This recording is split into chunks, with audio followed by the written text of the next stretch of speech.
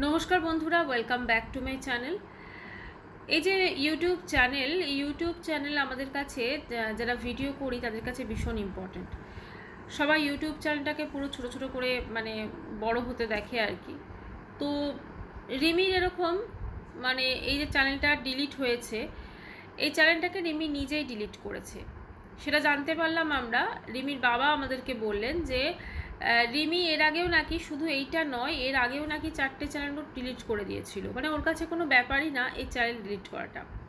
আসলে ওরা এতটাই পপুলার ফেস যে ওরা জানে একটা চ্যানেল ডিলিট করে যদি আরেকটা খোলে খুব সহজে কিন্তু ওরা সেই চ্যানেলটা ছড়িয়ে দিতে পারবে। ঠিক আছে, আর এই প্রসঙ্গত আরেকটা কথা বলে রাখি, সেটা হচ্ছে এখন ওর চ্যানেলটা দিয়ে সার্চ করলে, ওর যে নামটা, চ্যানেলের নামটা দিয়ে সার্চ করলে দেখবেন অনেক ফেক চ্যানেল আইডি চলে আসছে। ওটা কিন্তু পুরো ফেক, ওটা কিন্তু রিমির চ্যানেল নয়। ঠিক আছে, তো সেই জন্য সেই চ্যানেলে যেন আমরা সাবস্ক্রাইব না করি। এবং কারণ রিমি যদি চ্যানেল খোলে নিশ্চয়ই সেটা ওর মা বা প্রীতম বা কেউ আমাদেরকে জানাবে যে হ্যাঁ ওর চ্যানেলের এই নাম বা সব কিছু। তো সেই জন্য এরকম প্রচুর ফেক চ্যানেল কিন্তু গড়ে উঠছে এবং সেখানে কিন্তু রিমির রিলস রয়েছে, ভিডিও রয়েছে, কিন্তু ওইটা কিন্তু রিমির চ্যানেল নয়। সেটা হচ্ছে যে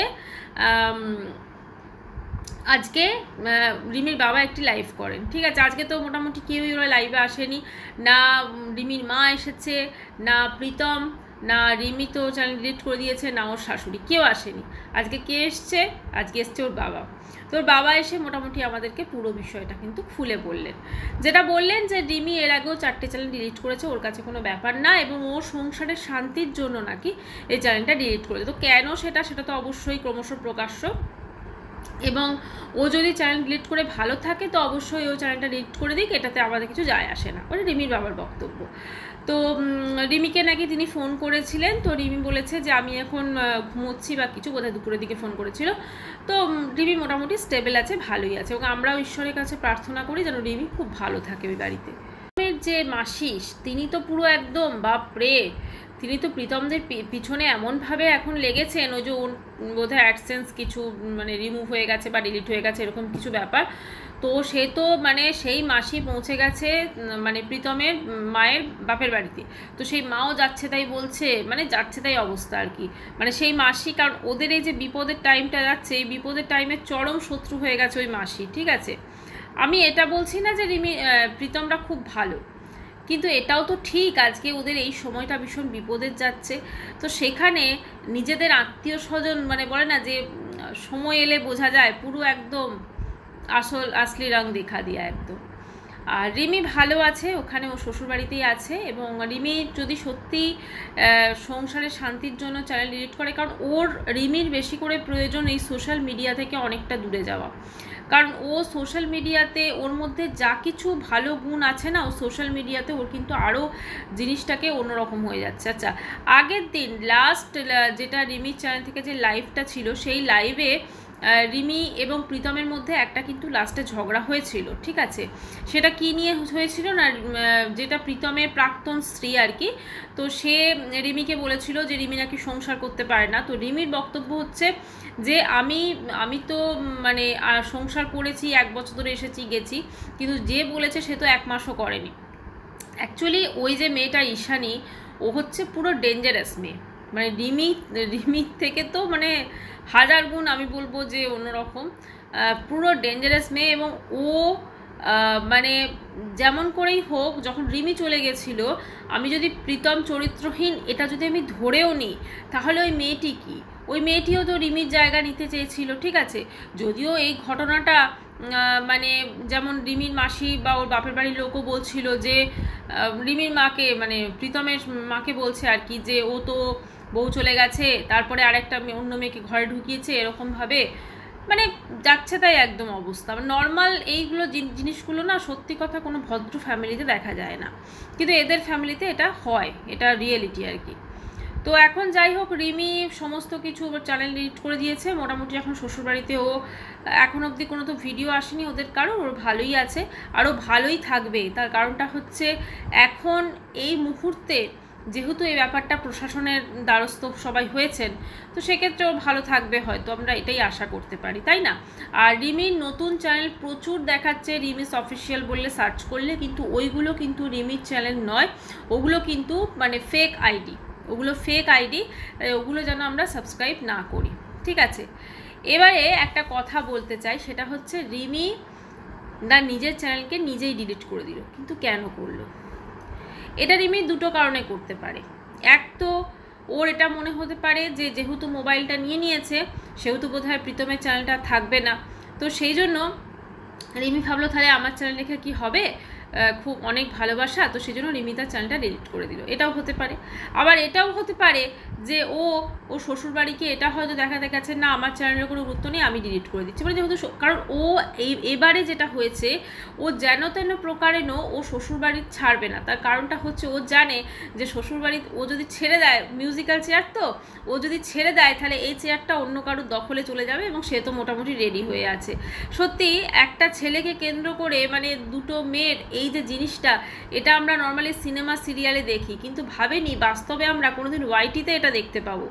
এবং যত দেখছি তত অবাক হচ্ছি যে একটা ধরুন ছেলে, তার স্ত্রী চলে গেল, তারপরে সে তার মানে প্রাক্তন স্ত্রী আর কি, সে এখন এদের তো রেজিস্ট্রেশন বলে তো কিছু হয়নি, জানি না কী করে ডিভোর্স হয়েছিল, যাই হোক, তো তাকে নিয়ে ঘুরে বেড়াচ্ছে, কখনো সুন্দরবন, কখনো এই মৌসুমি আইল্যান্ড, এই সমস্ত জায়গায় প্রচুর ঘুরে বেরিয়েছে, থেকেছে সব কিছুই। তো এগুলো না নর্মাল দেখা যায় না, ঠিক আছে? মানে আজকাল যদিও মানে লিভ ইন বা এই পরকীয়া এগুলো সমস্ত বৈধ হয়ে গেছে, কিন্তু তবুও এই জিনিসটা কিন্তু সামাজিক ক্ষেত্রে কিন্তু বৈধ এখনো হয়নি, কাজে এগুলোকে খুব একটা মানুষের মেনে নিতে কিন্তু ভীষণ অসুবিধা হয়। আর রিমি এই এত কিছু জানার পরও কিন্তু ওর প্রীতমকে চাই, ঠিক আছে? ও প্রীতমকে ছাড়া থাকবে না, মানে ও প্রীতমকে এতটাই ভালোবাসে নাকি আবেগ কোনোটাই বোঝা যাচ্ছে না।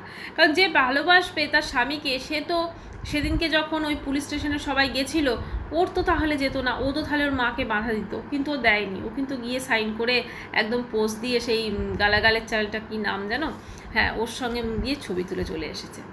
তো এখন এদের এই যে জিনিসটা, এটা সাময়িকভাবে সবাই চুপ আছে, এরপরে কিন্তু আবার এদের একটা ঝড় আসতে চলেছে, এবং এই ঝড়টা কি হতে চলেছে সেটা আমরা জানি না। তবে হ্যাঁ, আমি একটা জিনিস আজকে আমার ভিডিওতে বলবো, রিমির বাবা, ঠিক আছে, হতে পারেন তিনি, তার হয়তো অনেক, আমি যদিও কোনো রকম খারাপ কিছু দেখিনি, তবে হতে পারে যেমন মানুষজন বলেন হয়তো অন্যরকম তিনি হতে পারেন, কিন্তু উনি কিন্তু প্রপার একজন, ঠিক আছে? উনি কিন্তু এই প্রত্যেকটা দেখুন, এই প্রীতমের মা বাবা বা রিমির মা, এই সবের থেকে কিন্তু উনি আলাদা, উনি কিন্তু একদম পয়েন্টে জিনিস বলেন।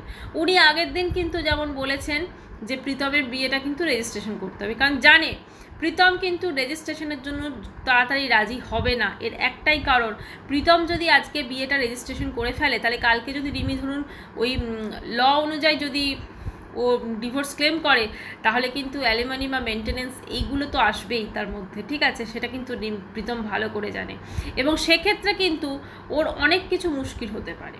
তো সেই জন্য ওর মানে প্রীতমও চায় না যে এখনই এই মুহূর্তে রেজিস্ট্রেশন হোক।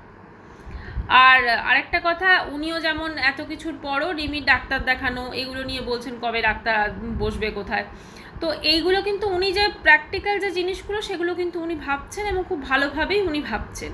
কিন্তু মুশকিলটা কি হয়েছে, ওনার এই ভাবনা চিন্তাগুলো হয়তো ছিল, উনি কিন্তু রিমির বিয়েতে সামিল হননি, কিন্তু ওনার ভাবনা চিন্তাগুলোকে ঠিকঠাকভাবে মানে বাস্তবায়িত করা হয়নি। আজকে যদি যখন রিমির বিয়েতে এত বাধা এসেছে, যখন এই রিমির বাবা বুঝতে পেরেছে ছেলেটি রিমির জন্য ঠিক নয়, তখন কিন্তু বারবার বাধা দিয়েছে, এমনকি শুনেছি এই ছেলেটির জেলও হয়েছিল। তো যাই হোক, তখন কিন্তু রিমির মা বা রিমি কোনো কথা শোনেনি। আজকে যদি সেই মুহূর্তে এনার কথা যদি শুনতো এরা সবাই, তাহলে হয়তো আজকের এই দিনটা আসতো না। কারণ আজকে কিন্তু এই ছেলেটির জন্য বলুন বা যে কোনো কারণে রিমির জীবনটা কিন্তু জাস্ট নরক হয়ে গেছে, ঠিক আছে? কারণ ওর এই মুহূর্তে যদি সব কিছু ঠিকঠাকও হয়ে যায় না, ওকে সর্বক্ষণই দোষারোপ করা হবে। আরেকটা জিনিস আমি এ প্রসঙ্গে বলবো, সেটা হচ্ছে প্রীতমের মধ্যে কোথাও একটা চালাকি ব্যাপার আছে, এবং সেইটার জন্য কিন্তু ও চায় যে ওরা, আমি দেখি যে জিনিসটা দেখছি আর কি, ওদের মানে ওর মায়ের, ওরা প্রত্যেকে অন্যের ঘাড়ে দোষটা চাপিয়ে দেয়। কিন্তু অন্যের ঘাড়ে তো দোষ চাপালে হবে না, নিজেদের যে দোষগুলো আছে সেগুলো তো দেখতে হবে। আজকে রিমি খারাপ, রিমি পাগল, এটা আমরা সবাই জেনে গেছি। কিন্তু একটা ধরুন কেউ একটা মেন্টালভাবে উইক, ঠিক আছে, তার সামনে আমি ফিনাইল খাচ্ছি, তার সামনে মেডিসিন খেয়ে নিচ্ছি উল্টোপাল্টা, এগুলো কি মানে এগুলো করলে তো সে আরও বিগড়ে যাবে, তাই না?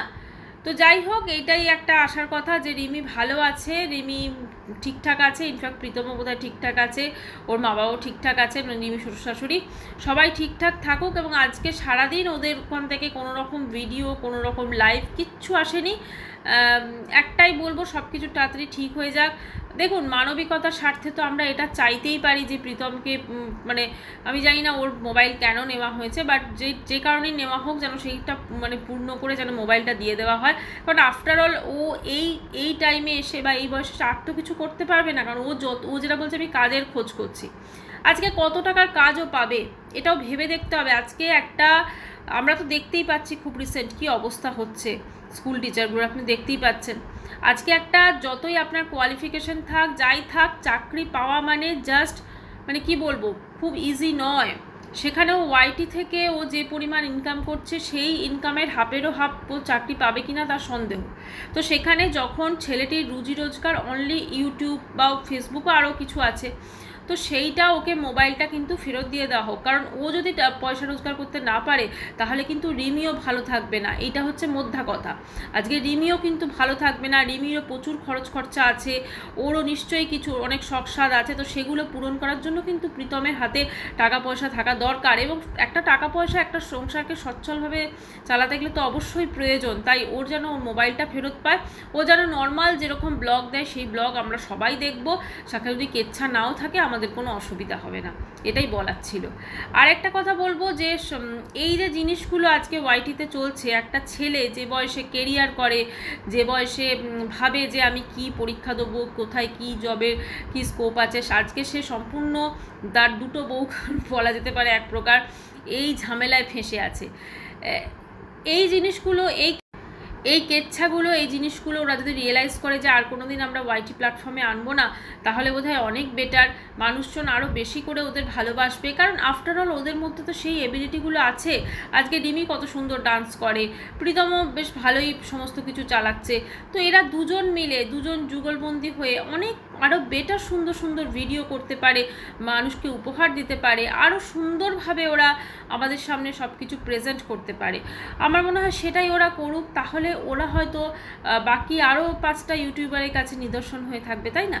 তো বন্ধুরা, এটাই আমরা আশা করতে পারি যেন সব কিছু খুব তাড়াতাড়ি ঠিক হয়ে যায় এবং প্রীতম যেন তার মোবাইলটা অবশ্যই তাড়াতাড়ি ফেরত পেয়ে যায়। কারণ ওই মোবাইলটারই ওপর বোধহয় ও ভিডিও করে, ওটাতেই বোধহয় এডিটিং বা সমস্ত কিছু আপলোড হয়। তো একটা মানে অ্যাকচুয়ালি তো বয়সটা খুবই কম, তো হয়তো যে ভুলগুলো করেছে আজকে রিমি, প্রীতম বলুন বা ওই যে একটা আছে ঈশানী, যেই ভুলগুলো করেছে ওরা ধীরে ধীরে হয়তো যখন বয়স বাড়বে আবার ঠিক হয়ে যেতে পারে, তাই না?